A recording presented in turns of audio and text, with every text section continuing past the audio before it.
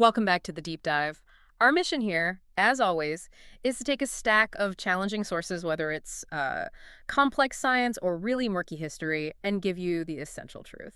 And not just the truth, but the unexpected details, the genuine insight you need to be, truly well-informed. Today, we are strapping in for a deep dive into one of the most enduring, yet, well, least verifiable technological ghost stories of World War II. The Nazi Bell. Mm-hmm. When we talk about technology pouring out of the Third Reich's final desperate years, we think of verifiable brilliance. Right, the things we can touch. The V-2 rocket. The terrifying effectiveness of the V-2 or the blistering speed of the Me-262 jet fighter. These were genuine Wunderwaffen. Wonder weapons, yeah. And they literally defined the subsequent Cold War that kickstarted the space race. That's the verifiable history. That's the stuff in the museums. Exactly. Yeah. But our source material today, it forces us to look at a parallel, much darker narrative. This narrative suggests that while the Allies were chasing rockets and jet engines, which they did, they captured them, they industrialized them immediately, the SS was dabbling in something else. Something different. Physics so esoteric, it verges on science fiction. We're talking anti-gravity, torsion fields, maybe even time distortion. Yeah. And the undisputed epicenter of this fringe history, this whole concept of a Nazi UFO, is a device known by its German name, Die Glocke. The bell. The bell. And it is a fascinating story because we are not just looking at a supposed secret weapon.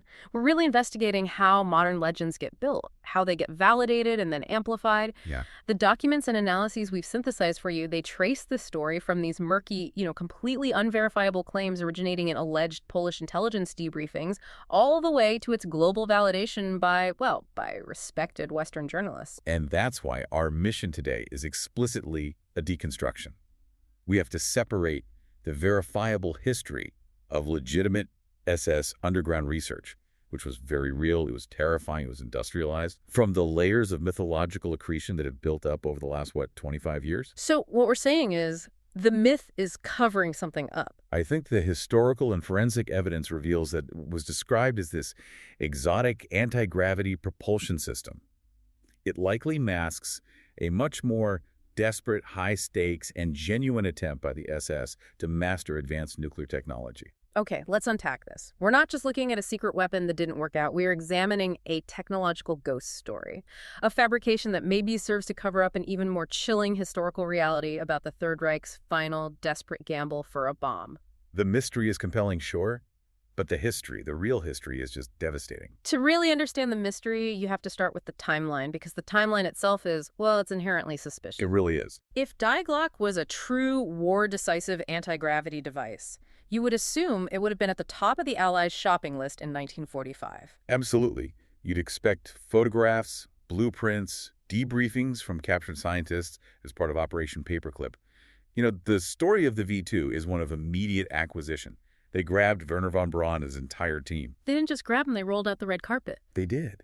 But the story of Die Glocke is completely different because it's a relatively modern construct. It didn't fully enter the public consciousness until the year 2000. 2000, so 55 years after the war ended. Exactly. It did not come from immediate hardware captures or scientist debriefings in 1945. It came from a single source, published decades after the fact, in Poland. And that single source is the foundational text. Everything else, all the documentaries, all the websites, it all rests on this one book. Igor Witkowski's 2000 book, Prada o Wunderwaffe. Which translates to The Truth About the Wonder Weapon.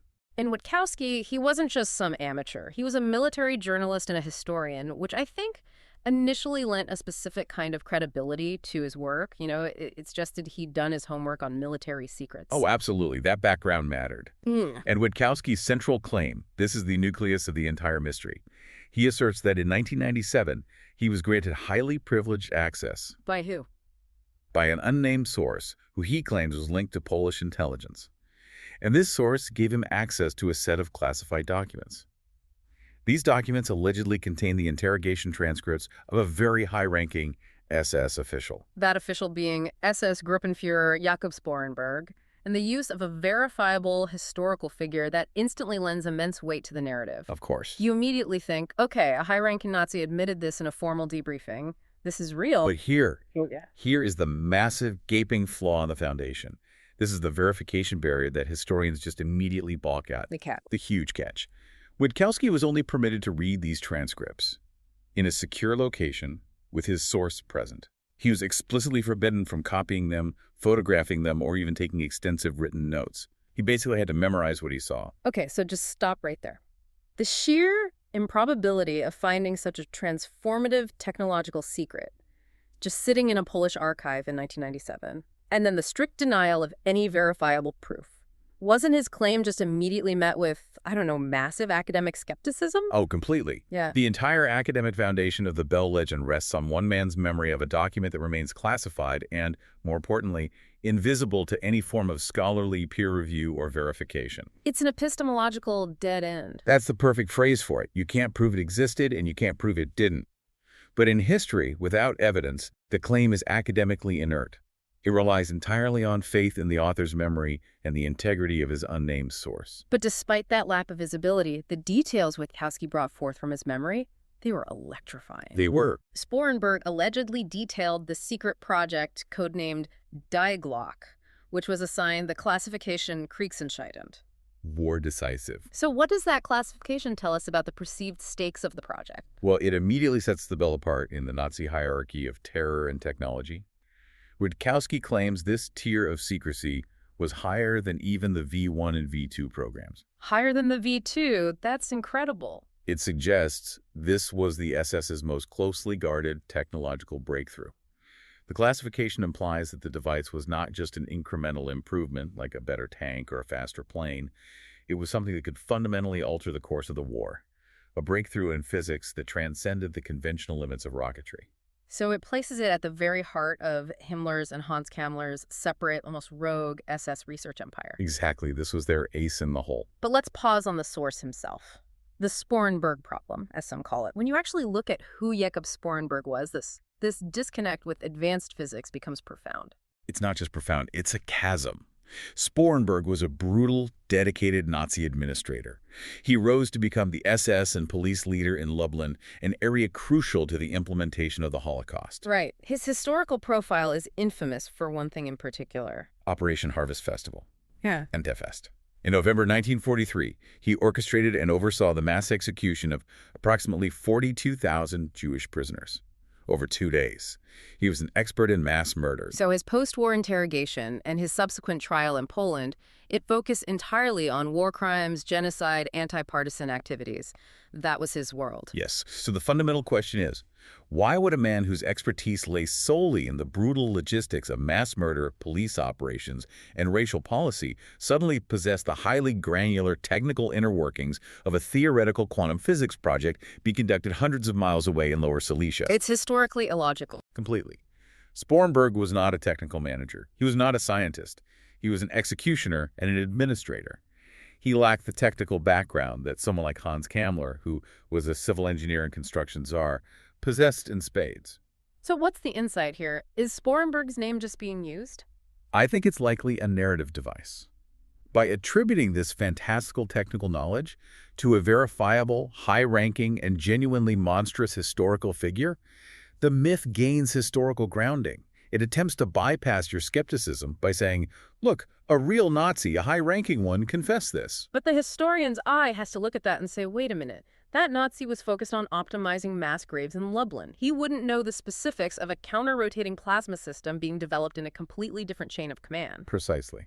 His proximity to Himmler gave him status, sure, but it didn't give him the technical security clearance or, frankly, the scientific literacy needed to detail a project of this nature. That contradiction is the first major structural crack in the Bell's foundation. And the story, it also needed to explain something else. Why did no witnesses, no scientists, ever come forward in 1945? The V2 team was talking to the Americans almost immediately. So how does the legend address that necessary secrecy? Well, that brings us to maybe the darkest detail of the whole story. Yeah. The Spezialkommando massacre. Okay. Witkowski claims that as the Red Army advanced in the final days of the war, the SS evacuated the Bell device to an unknown location. And then, to ensure total secrecy, they executed the entire specialized team of 60 scientists and technicians the Special Commando. 60 scientists all executed. That certainly amps up the noir, secret history feeling of the story. But our sources point out that that's a significant contradiction with standard SS operating procedure during those final desperate months. It's a critical historical contradiction. By early 1945, SS leaders, especially pragmatic monsters like Himmler and Kammler, they knew the war was lost. They were intensely practical, and they viewed their high-value scientists and engineers not as liabilities to be eliminated, but as strategic assets. Bargaining chips. Literal currency for bargaining with the advancing allies, particularly the Americans. They were golden tickets to a new life. We saw this play out with Operation Paperclip. Wernher von Braun and his entire V2 team were carefully shepherded west so they could surrender to the Americans. Precisely. They were treated as high-value human cargo. The idea that Kammler or Himmler, the ultimate pragmatists focused on their own survival, would suddenly liquidate 60 top-tier physicists, their most valuable and irreplaceable technical human capital, in a moment of strategic desperation. It is fundamentally inconsistent with the historical reality of the SS's last-ditch survival strategy. So the massacre narrative, it serves the myth by explaining the lack of surviving witnesses. But it utterly fails the test of historical logic. It's convenient for the story, but it doesn't align with what we know about how the SS operated at the very end. Okay, so just to recap this first section. We've established the Bell legend as a story born decades after the fact, built on one unverifiable memory from a source who shouldn't have had the knowledge in the first place, and then it's capped off with a contradictory claim of a massacre. A fascinating origin story for sure. But academically, it's completely unsound. It's built on sand. And yet it didn't just fade away. The Bell might have remained a niche interest for, Polish historians and military enthusiasts if it hadn't been for the involvement of a highly respected Western journalist. Nick Cook. This is the stage where the myth truly went global. It achieved a level of mainstream recognition that, frankly, few fringe theories ever manage.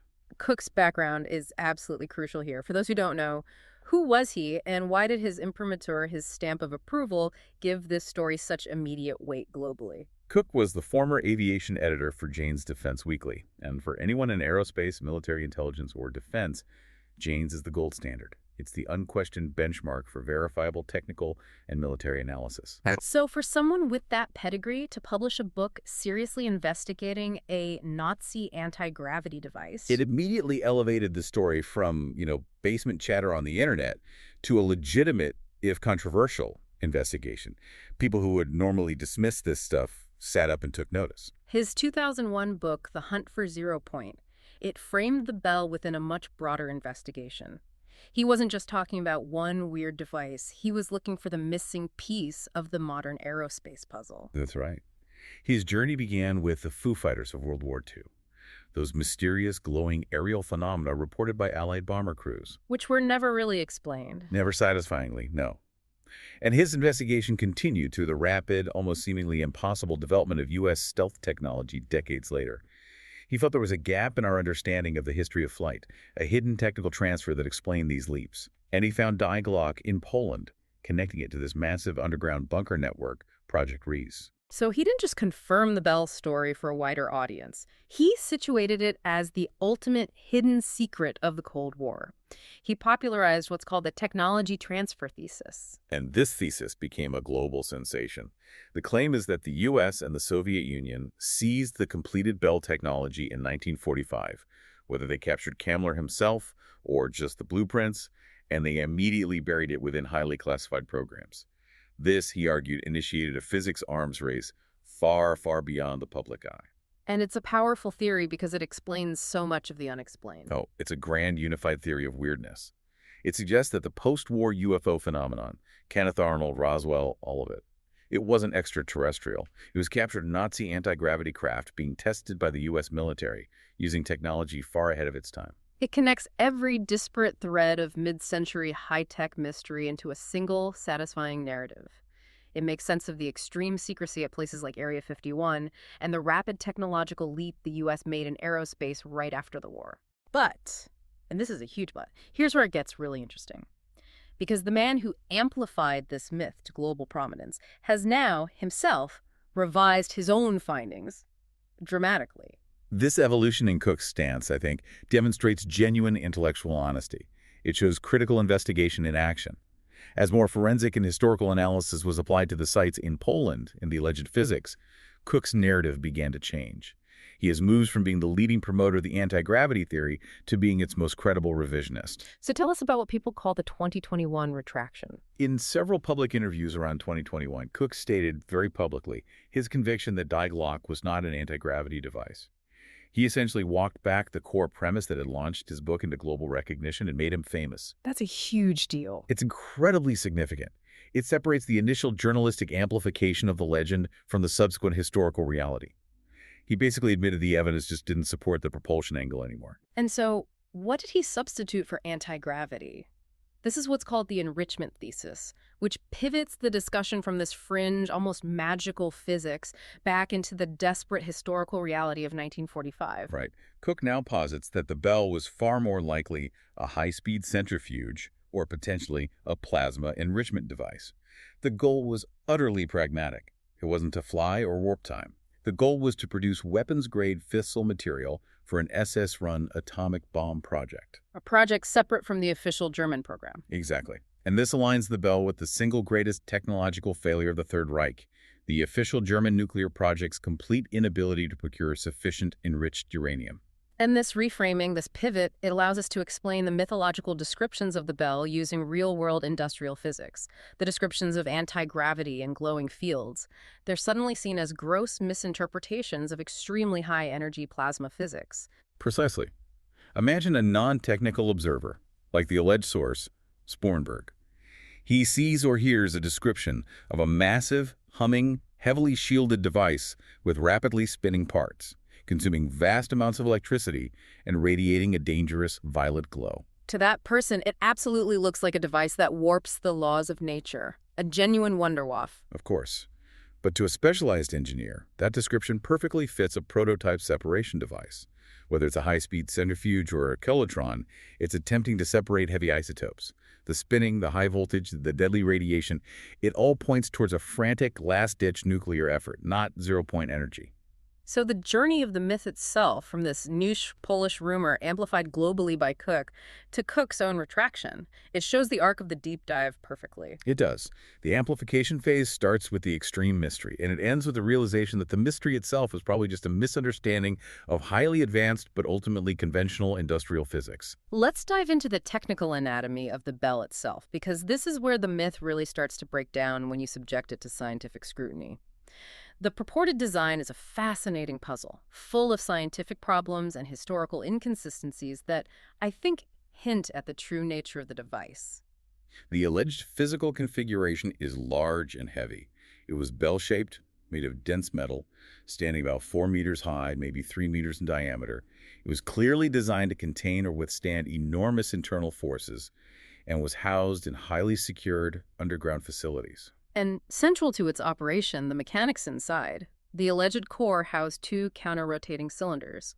For the anti-gravity proponents, that detail is crucial. Why is that? Well, counter-rotation in the Bell legend was claimed to generate something called torsion fields. Which sounds very scientific. It does, but it stems from fringe theoretical physics concepts.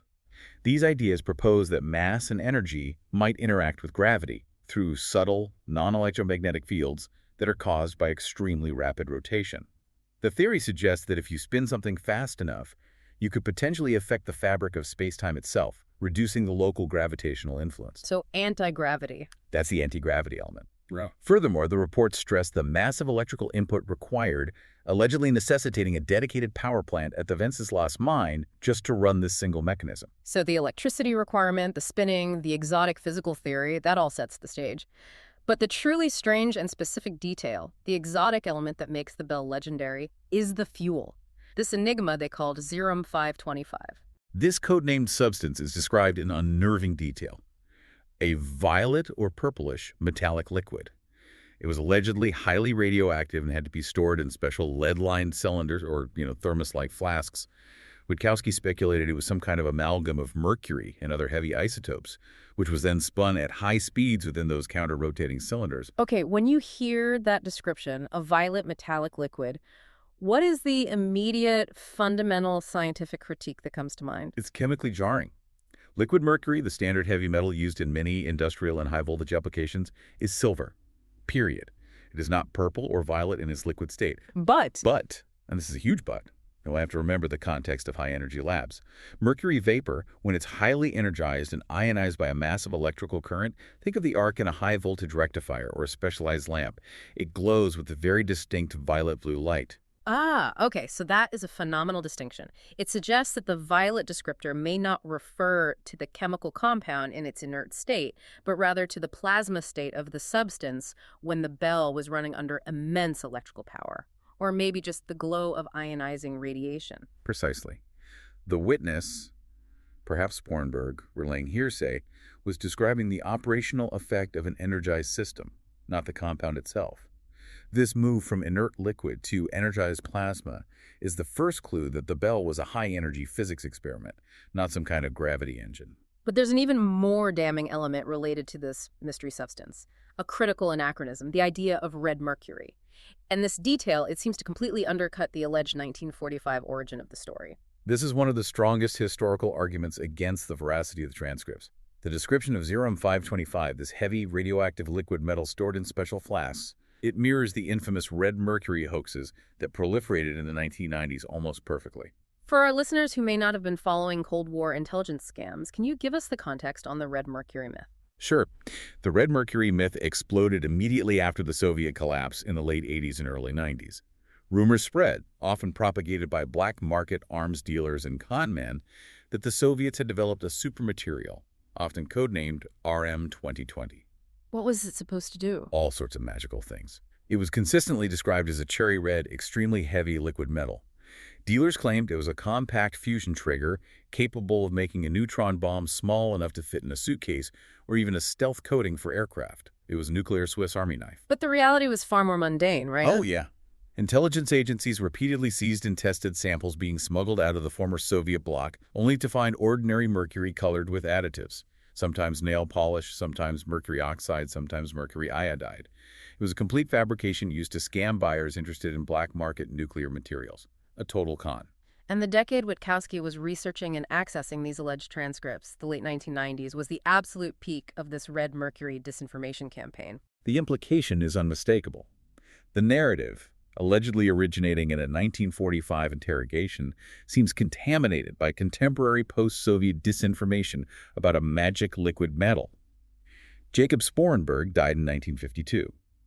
It is highly improbable that he described a substance matching a hoax concept that wouldn't emerge and achieve global recognition for another 40 years. So the link between Zerum 525 and the red mercury hoax suggests the source material, or maybe just the memory of it, was shaped by 1990s paranoia about smuggled nuclear material. It's compelling evidence that the Bell narrative is a hybrid. It's likely a real wartime project that's been overlaid with later fantastical disinformation from a completely different era. Moving past the fuel, we have the alleged biological effects. The legend claimed that the bell was extraordinarily lethal, causing bizarre effects. The reports claimed that during tests, plants, animal tissues within the immediate field would crystallize or decompose rapidly into a black, grease-like substance. And allegedly, 7 scientists died during the testing phase. Crystallization and instantaneous molecular disruption. That sounds like pure science fiction. It's a dramatic way to heighten the terror of the device. They do not match known symptoms of ionizing radiation. Standard radiation sickness involves cellular lysis, burns, and long-term illness, not instant crystallization. However, the reports also included more specific, more mundane symptoms experienced by surviving personnel. What were they? Things like a persistent metallic taste in the mouth and acute vertigo. Okay, that sounds like a hellish working environment, even if it wasn't anti-gravity. What does the sheer physical danger of that lab tell us about the SS's desperation, even if the physics weren't exotic?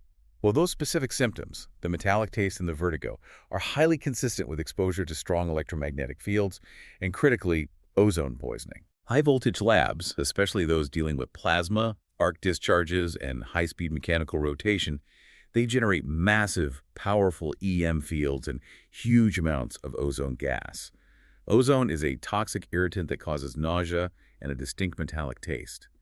It perfectly explains the mundane but very real symptoms of the surviving personnel. So that's the perfect synthesis of the Bell myth. You have these dramatic, impossible details like crystallization, but they're masking a terrifying yet scientifically consistent reality of extreme electromagnetic fields and ozone poisoning that would be inherent to any high-energy industrial lab. Exactly. The mystery is a dramatic overlay on a brutal, real industrial operation. For any major legend to take root, it really needs to be grounded in physical reality, and proponents of the Bell anchored it firmly in the Owl Mountains, or Gory Soe, in Poland, specifically pointing to the massive underground complex known as Project Reese. And they pinpointed the Wenceslas mine, Kopalnia Waka, and Ludwikowicz Kłodzki as the direct testing site. Now, Project Reese is historically real, and the scale of the construction effort was truly terrifying. Mountains were literally being hollowed out by slave labor for Nazi production. But we need to put the Wenceslas mine in its proper industrial context. Was it built for zero-point energy? Not at all. The Wenceslas mine was a key hub in the Nazi war economy. It was heavily integrated into explosives production through Dynamit Nobel AG and, crucially, the extraction of coal, which was vital for the massive synthetic fuel plants nearby. So as Allied bombing intensified, the Nazis just moved all critical production underground. That's it. Project Reese was a colossal, desperate attempt to create bomb-proof arms production facilities. It was an industrial endeavor of the highest wartime priority. The massive electrical infrastructure that's found there is often cited as evidence for the Bell's energy hunger. But that power was required for the existing industrial processes, right? Absolutely. The demands of deep shaft mining, constant water pumping, chemical synthesis, and electrolytic processes for explosives manufacturing. All of that required enormous amounts of electricity. The power grid found in the region is fully consistent with supporting a large synthetic fuel and explosives complex, not exclusively a single exotic physics device. So the demand for secrecy was real. But it was driven by the urgency of protecting conventional strategic production, not anti-gravity. But the single most iconic piece of physical evidence tied to the legend, the ultimate symbol of the Bell, is what locals call the flytrap, the Muczyłapka at Ludwikowicz Kłodzki.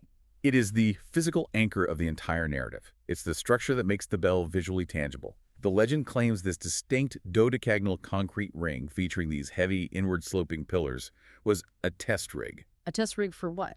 The story goes that the pillars were used to tether the heavy Bell device to the ground to prevent it from tearing loose from the Earth's gravity under its own anti-gravity forces during testing. The high-voltage cables were allegedly fed through the base. It's a compelling image.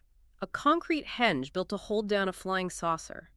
But we know that forensic and architectural examination tells a completely different and far more definitive story. This is the definitive aha moment of the investigation. This is the point where the bottom falls out of the story. Architectural forensics confirm with high certainty that the structure is nothing more than the base of an unfinished cooling tower. An unfinished cooling tower. Walk us through the architectural analysis. How do they know it's a cooling tower base and not an anti-gravity tether? The arrangement and structure of those 12 heavy pillars are the smoking gun. It is the standard architectural design required to support the massive circular draft stack of a Ventura-style cooling tower. The internal concrete structures were designed to contain the hot water basin, and the surrounding area features remnants of large water pipes and reservoirs. And cooling towers are essential for any massive industrial complex. Especially a factory involved in chemical synthesis and power generation, you have to dissipate huge amounts of heat. And crucially, this isn't a unique design. There's physical precedent for this exact structure at other industrial sites. Absolutely. The source analysis points out that identical concrete henge bases exist at other major German wartime industrial sites. A famous example is the Bleckhammer Süd synthetic fuel plant, which was part of the Auschwitz subcamp network. So you can go see these other places. Yes. And at these sites, the wooden cooling towers that once sat atop the bases have long since rotted away, leaving only the distinctive concrete rings identical to the flytrap. The structural integrity, the internal reservoir design, and the positioning next to the mine's power source all match industrial cooling requirements perfectly. That feels like the definitive historical nail in the coffin. The identification of the flytrap as a cooling tower base effectively demolishes the geographical anchor of the Bell legend. It does. The most compelling physical evidence for a UFO testing facility is demonstrably a piece of standard industrial infrastructure that simply wasn't finished.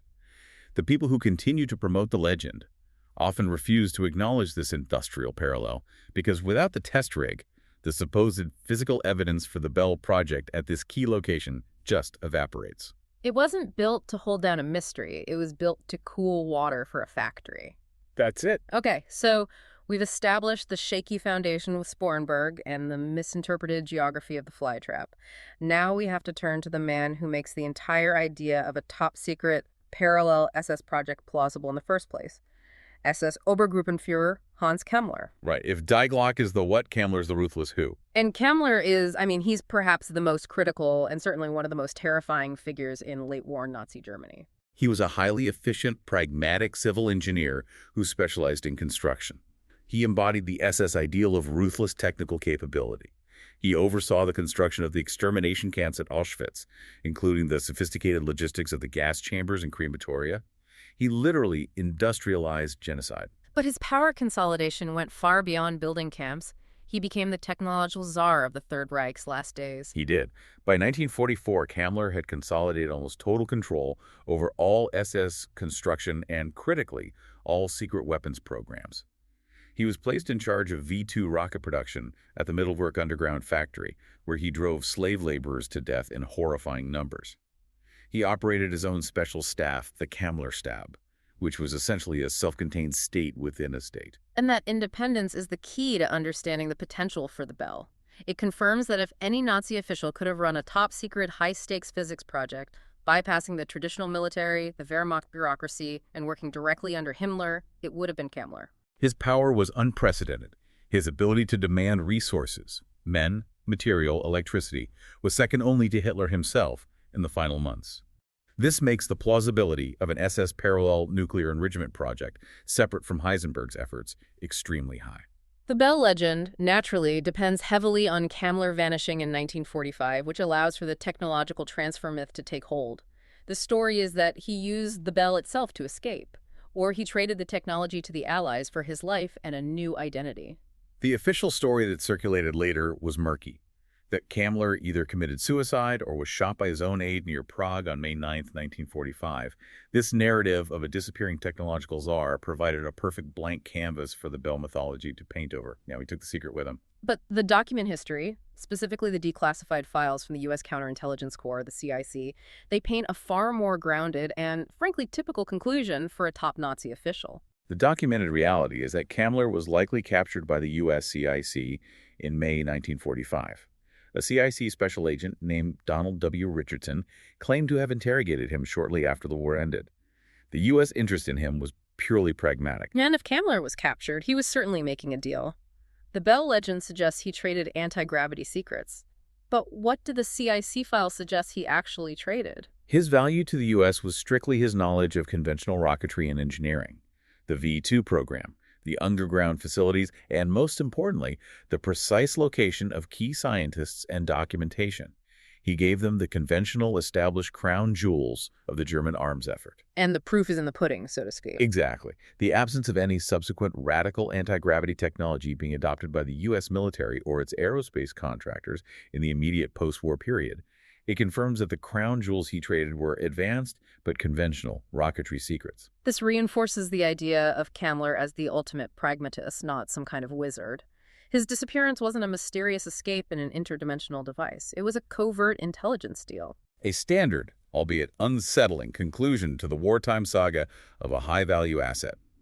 He traded what he knew was immediately valuable, the path to the intercontinental ballistic missile. The fate of Kammler is better explained by a classified file folder, likely detailing a secret exchange for immunity, than by a science fiction novel about a flying bell. So we've systematically dismantled the anti-gravity elements of the Bell legend. The foundation is shaky, the physics descriptions are anachronistic, the physical evidence is a cooling tower, and the key figure was captured trading rockets. Now we arrive at the most plausible and historically significant explanation for what Die Glocke actually was. Or what it represents. Right, a desperate nuclear project. And to understand this, we have to revisit the historical context of the official German atomic program, the one run by Werner Heisenberg. That project famously failed to produce a critical reactor or an atomic bomb. Historians agree the primary technological bottleneck was a complete lack of sufficient enriched uranium, the U-235 isotope. They couldn't distill the fuel needed for the reaction. And this brings us directly back to the SS running parallel operations. The SS never trusted the results of the official military and civilian scientific establishment. Never.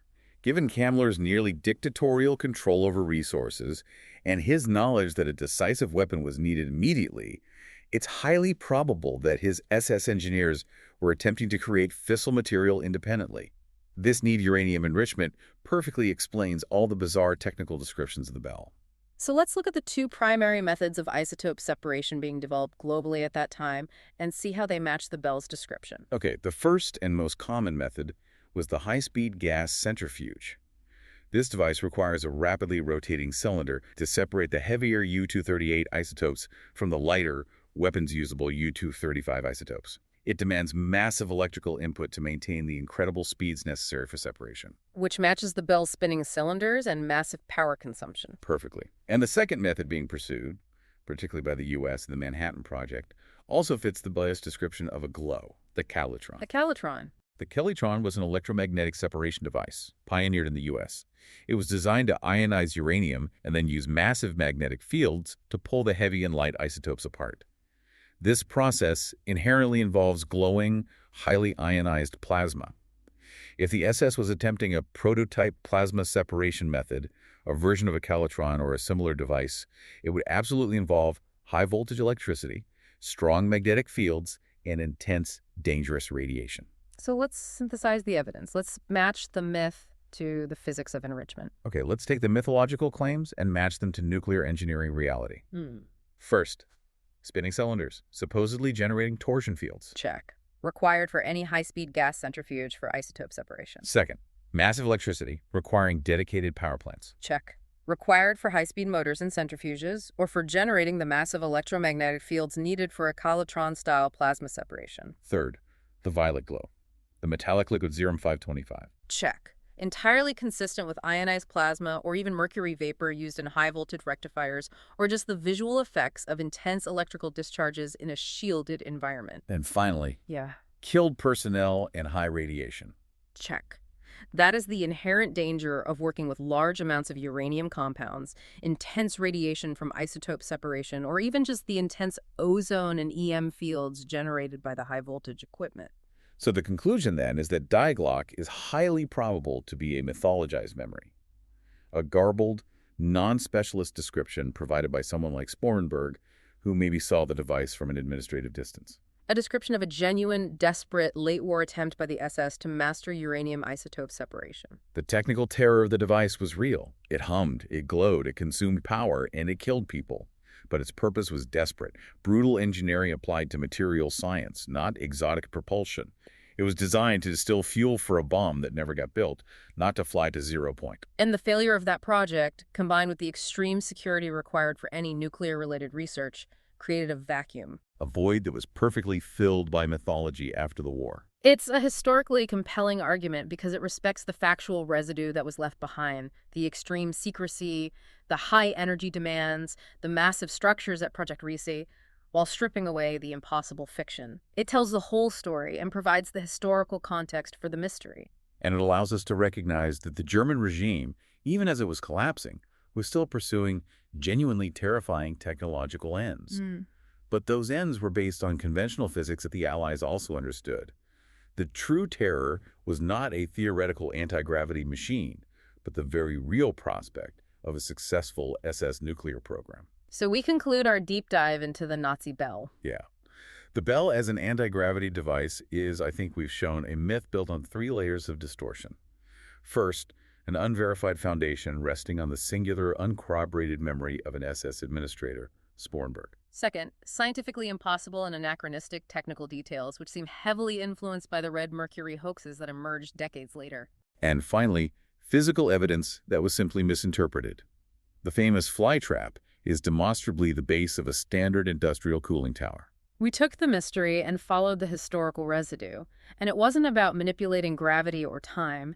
It was about spinning material in desperate, brutal secrecy, trying to distill the fuel for an atomic weapon. And that history, the reality of the SS running parallel, high-stakes nuclear projects within complexes like Project Reese, is far more chilling and historically significant than any flying bell could ever be. And that leads us to our final, provocative thought for you to chew on.